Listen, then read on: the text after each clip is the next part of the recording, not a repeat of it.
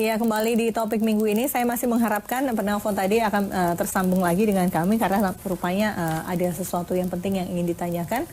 Pak, kalau tidak salah Pak Zainal ya namanya. Halo, selamat malam. Ya, sayang sekali belum tersambung. Saya ke Ibu Neng. Ibu Neng, ya itu tadi, Anda tadi ingin menjelaskan mengenai Anda tidak sepakat kalau pelaku LGBT ini tidak bisa dikriminalisasi seperti itu ya? Oh bukan, tidak bukan bisa begitu maksud saya. Begitu. Bukan Dan kalau begitu kemudian maksud kita meminta, kemudian mengarahkan mereka supaya masuk dalam sebuah tindak pidana tertentu, itu artinya mengkriminalisasi mereka. Anda tidak setuju? Ya, jadi begini maksud saya.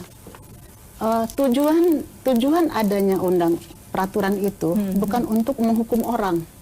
Ya, tapi justru hukuman itu untuk supaya menyadarkan bahwa hal itu adalah tidak baik. Iya. Tapi bisakah hukum menyentuh suatu penyakit begitu, suatu hal yang ya masalah kejiwaan begitu? Apakah layak mereka dihukum terkait dengan penyakit mereka? Nah, kalau masalah kejiwaan mungkin itu nanti harus pakarnya lagi yang menentukan itu.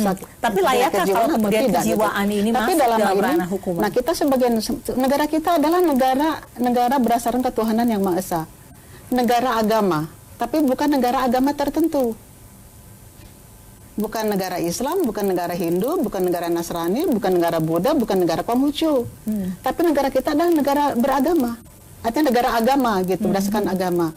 Karena kita melihat dari pembukaan Undang-Undang 45, kemudian dihubungkan dengan pasal 29 ayat 1, negara kita adalah negara berdasarkan ketuhanan yang Maha Esa. Karena itu semua peraturan perundang-undangan termasuk yang mengatur hal ini tidak boleh bertentangan dengan sila yang terdapat dalam Pancasila.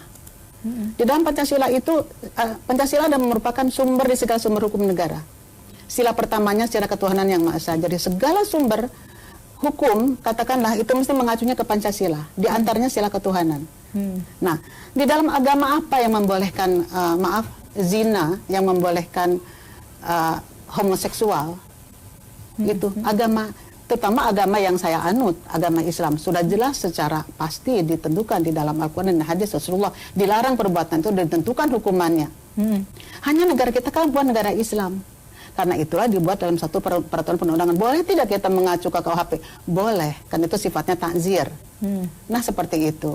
Nah, menurut saya di sini tujuan untuk katakanlah menentukan hukuman bukan untuk menentukan hukuman ya, bukan untuk menghukum, tapi sebagai preventif supaya orang tidak melakukan suatu perbuatan yang memang merusak pribadi, keluarga, masyarakat. Ya, ada gerakan-gerakan yang kemudian melihatnya dari kacamata ini kan kebebasan mereka, ini adalah hak asasi setiap individu, hak asasi manusia. Kebebasan di Indonesia kalau kita melihat Undang-Undang HAM, Undang-Undang 39 tahun 99, itu dalam konsideran mengingatnya, itu pasal 29 Undang-Undang Dasar 45 loh.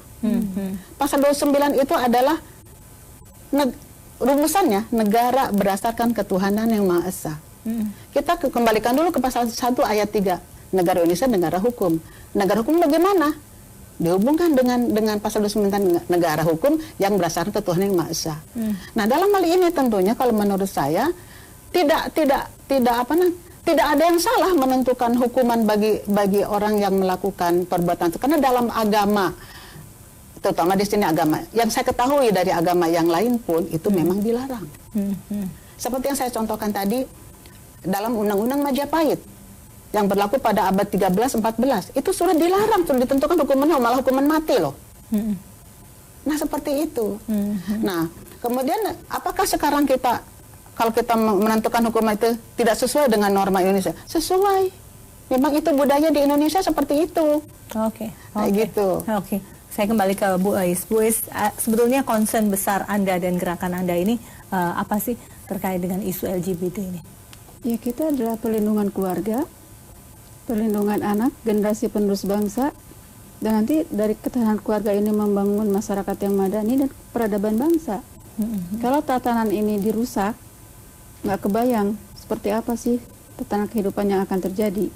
Jadi kalau misalnya persoalan zina tidak diatur ya, kemudian juga perkosaan tadi hanya melindungi yang sebagian, sekarang juga ternyata sudah ada tren yang sebaliknya, dan hubungan sesama jenis, cabul sesama jenis ini hanya mengatur sebagian kecil, padahal justru juga di bagian yang lainnya begitu rupa datanya, maka akan ada gangguan terhadap tatanan yang ingin kita bangun, yaitu lingkungan yang stabil. Itulah yang akan membentuk sumber daya manusia berkualitas. Kalau itu terganggu, ya akan terganggu gitu. Jadi dalam rangka itulah sebetulnya kita harus concern tentang ini. Dan yang kita bidik bukan hanya soal kelainan atau penyimpangan-penyimpangan individual. Ya individual memang akan masuk dengan sendirinya. Tapi adalah justru dari gerakan-gerakan yang kalau tidak dikatakan perilakunya ini ilegal, maka organisasi yang melakukan itu pun jadi tidak bisa dilarang gitu ya. Bayangkan ada organisasi di Indonesia yang visi misinya itu mengembangkan LGBT di Indonesia. Visi misinya lah, dan itu mendapatkan akta notaris dan izin dari Kemenkumham. Karena tidak ada yang melarang itu. Termasuk yang tadi saya katakan, ketika kemudian ada pesta seks gay, ditangkap karena dilaporkan ke polisi, terus kita nggak pernah dengar itu diproses.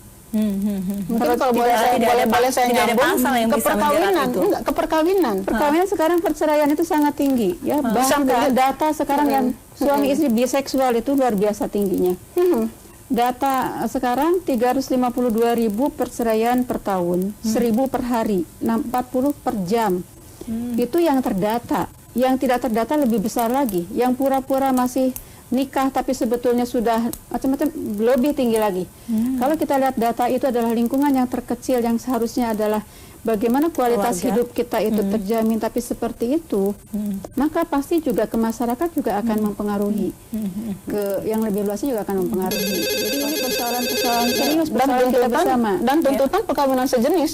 Ya, karena sekarang tuntutan perkawinan sejenis sudah kelihatan dan ingin mengubah aturan-aturan itu, ingin mengubah definisi keluarga. Keluarga itu bukan pasangan suami istri laki-laki dan perempuan, nanti cukup pasangan, sehingga bisa laki-laki dengan perempuan dan perempuan.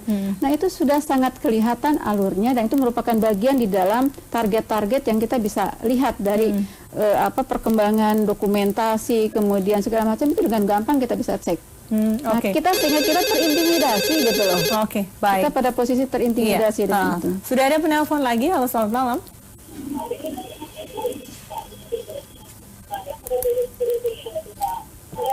Halo, selamat malam. Selamat malam. Iya, Bu. silakan. Dengan siapa dan dari mana? Saya Hairul, Bu, dari Bekasi Tambun. Iya, silakan langsung saja Pak Hairul. Iya. Pak, dikecilkan volume televisinya Pak agar tidak mengganggu. Iya. Enggak, saya mau nanya nih Bu, ada narasumber dua nih. Saya juga bingung nih, asal mulanya ini topik yang dari ini masalah LGBT sampai ke MK ini apa gitu. Sementara kan logika opinion legal jelas-jelas yang menyimpan, kalau nggak salah sih, yang menyimpan atau mengunggah atau menyebarkan video porno itu udah jelas-jelas pidana.